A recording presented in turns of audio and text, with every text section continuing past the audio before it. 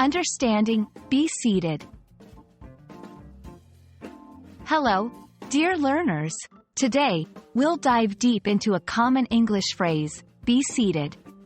If you've ever been to an event, a meeting, or even a classroom, you've probably heard this phrase. Let's break it down and understand its usage and meaning.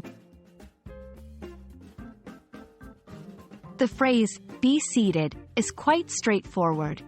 Be is a verb in its base form, and seated is the past participle of the verb seat. When combined, be seated literally means to be in a sitting position, or to take a seat. 1. Formal gatherings.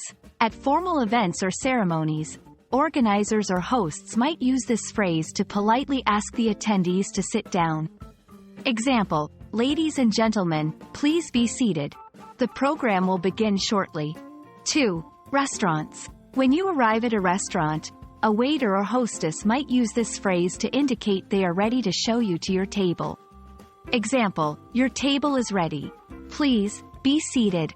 3. In transportation. In airplanes, buses, or trains, this phrase is often used to ensure passengers' safety. Example, for your safety, please remain seated during the journey. 4. Classroom setting. Teachers may use this phrase to instruct students to sit down at the beginning of a class. Example, good morning, students. Let's be seated and begin the lesson.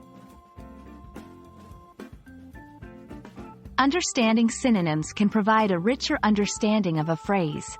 Some common synonyms for be seated include take a seat, sit down, have a seat. Using these synonyms can add variety to your speech or writing. The phrase, be seated, is a polite and often formal way of asking someone to sit down or indicating that someone is in a sitting position. Whether you're attending an event, dining out, or traveling, this phrase can come up quite frequently. We hope this breakdown helps you understand and use be seated confidently in your English conversations. Until next time, happy learning!